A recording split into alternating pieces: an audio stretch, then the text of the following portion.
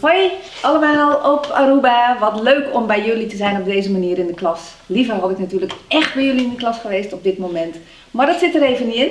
Maar op deze manier gaat het ook heel goed.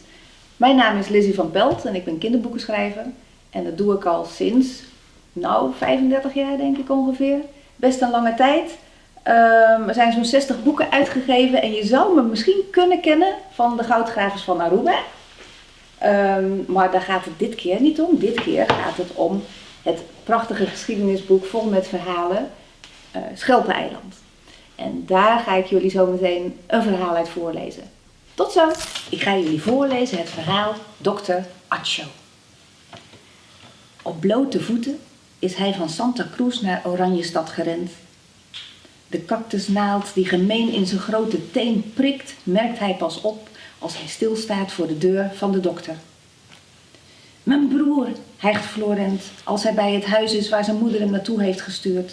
Emilio, hij is ziek. Ernstig, u moet komen, nu. Dokter Horatio Oduber, die door iedereen liefkozend dokter Acho genoemd wordt, grijpt meteen zijn dokterstas. Florent draait zich om. Hij hinkt en bijt op zijn kiezen. Cactus, sist hij tussen zijn tanden door en wijst op zijn teen. Waar dokter Acho zo snel een pincet vandaan haalt, weet Florent niet. Maar zodra de cactusnaald uit zijn teen is en er een gelig zalfje op zit, verdwijnt de pijn. Nu wil hij weg. Even snel als hij gekomen is, moet hij terug naar zijn broer. Een sterke hand op zijn schouder houdt hem tegen. Jij rijdt met mij mee, jongen. Wie kan me anders vertellen waar ik moet zijn? Met kar en paard haast dokter Acho zich over de hobbelige kronkelpaden. De kortste weg is niet altijd de gemakkelijkste. Wat mankeert je broer eigenlijk? Ik wil zoveel mogelijk informatie voor we bij hem zijn, dus vertel.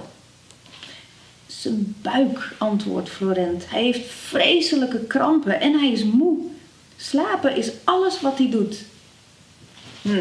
Zijn gewrichten? Vraagt dokter Acho. Florent kijkt hem vragend aan. Heeft hij last van zijn gewrichten? Knieën, polsen, ellebogen, rug? Ja. Florent krimpt ineen als hij zich de pijn van zijn broer voorstelt. Alles doet hem zeer. Hij ligt alleen maar op bed. Gaat hij dood, dokter? Dokter Acho klapt met zijn tong om het paard voor de kar aan te sporen. Dood ga je niet zomaar, maar het klinkt wel ernstig. In de kamer waar Emilio slaapt is het donker. Zelfs zonder zonlicht is het drukkend heet in het kleine hutje. Dokter Acho knielt naast hem neer en voelt zijn pols. Emilio's hartslag is snel en onregelmatig. Zweetdruppeltjes glanzen op zijn voorhoofd en rollen als pareltjes langs zijn slapen. Hij moet mee, beslist dokter Acho nadat de moeder van de jongens heeft bevestigd wat Florent al verteld had. Emilio heeft buikpijn, last van zijn gewrichten en is verschrikkelijk moe. Het lijkt erop dat hij te veel ijzer in zijn bloed heeft. De dokter kijkt er zo ernstig bij dat Florent niet durft te vragen hoe zoiets kan. Te veel ijzer? Hoe komt dat dan in je bloed? Door in een spijker te trappen? Florent denkt veel, maar houdt zijn mond. Help me even, jongen, hoort hij de dokter zeggen. Samen tillen ze Emilio op de kar. Het paard briest wanneer ze de kar omdraaien. Zorg goed voor je broer. Ik moet hier blijven, bij je zusje en de baby, hoort Florent zijn moeder nog roepen. Hij voelt zich groot en klein tegelijk. Groot omdat hij nu verantwoordelijk is voor zijn broer, die 2 jaar ouder is. En klein omdat die grote, sterke broer zo ziek is dat hij misschien wel... En hoeveel kost zo'n dokter niet? En dat geld hebben we helemaal niet. Niet aan denken, schreeuwt Florent hardop. Dokter Acho kijkt opzij. Waar niet aan? Niks, fluistert Florent. Ik moet nergens aan denken. Hij kan zijn tranen niet tegenhouden. Je broer gaat mee naar mijn huis. Daar staat een bed voor hem klaar. Ik zal een aderlating moeten uitvoeren om het teveel aan ijzer uit zijn bloed te krijgen. Dokter Acho probeert Florent gerust te stellen. Het komt goed, vertrouw me. De aderlating is een bloederige ingreep waarbij Florent zich van alles kan voorstellen, maar waarvan hij niets gezien heeft. Dokter Acho heeft achteraf uitgelegd wat hij gedaan heeft. Ik heb een klein sneetje gemaakt in de ader van Emilio's onderarm.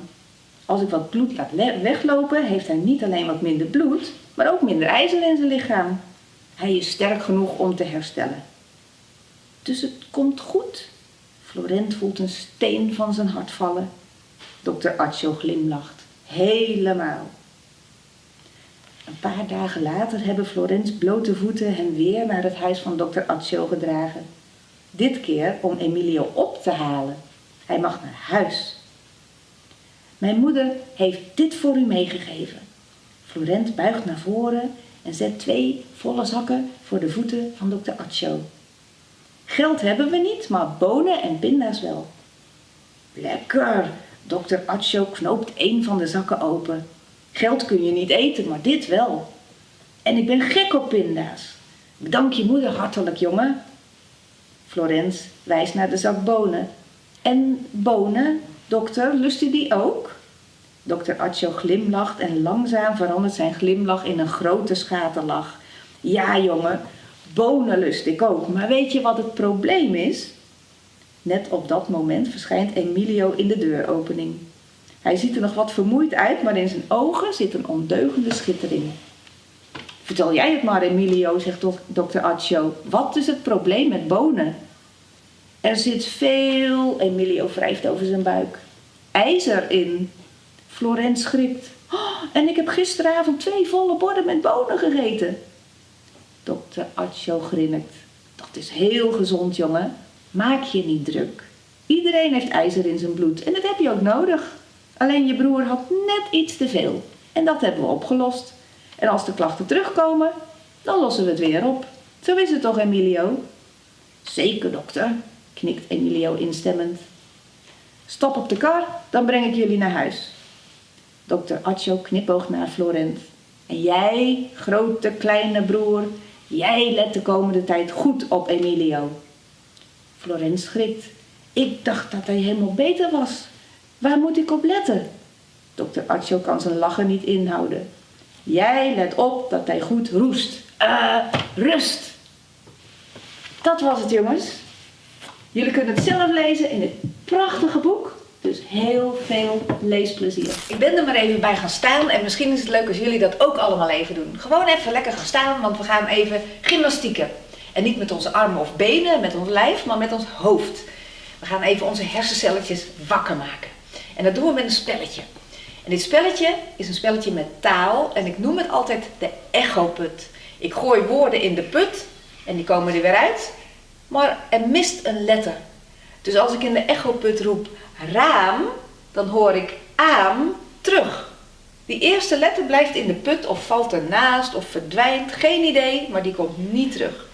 En als ik roep tafel, dan hoor ik afel.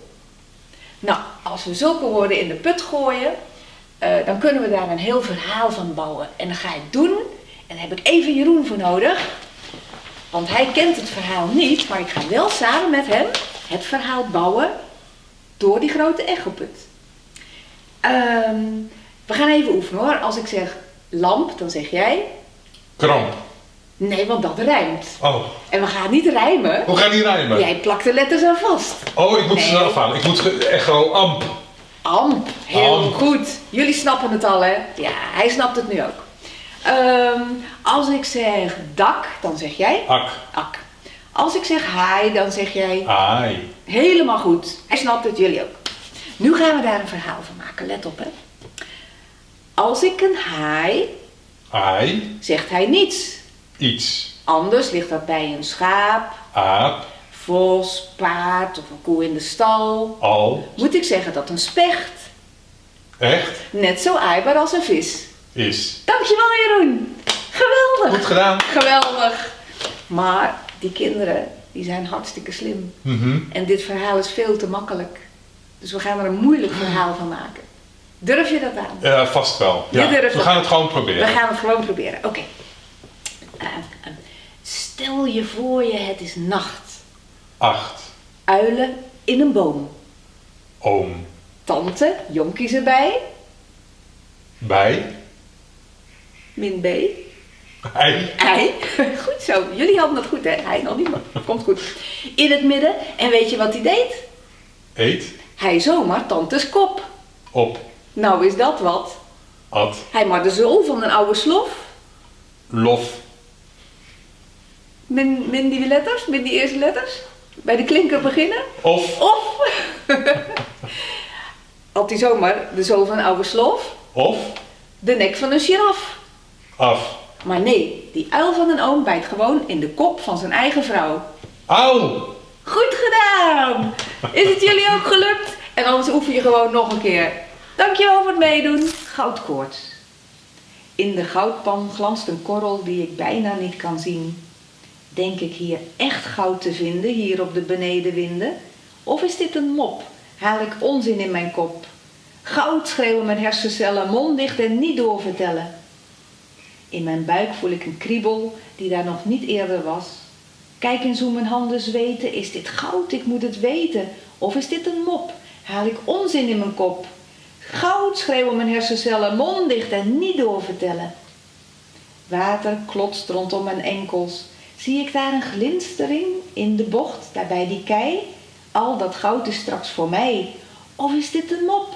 Haal ik onzin in mijn kop? Goud, schreeuwen mijn hersencellen, mond dicht en niet doorvertellen. In mijn hoofd zit steeds een filmpje dat ik goud vind, zakken vol. Ik ben warm en dan weer koud, droom alleen nog maar van goud. Of is dit een mop? Haal ik onzin in mijn kop?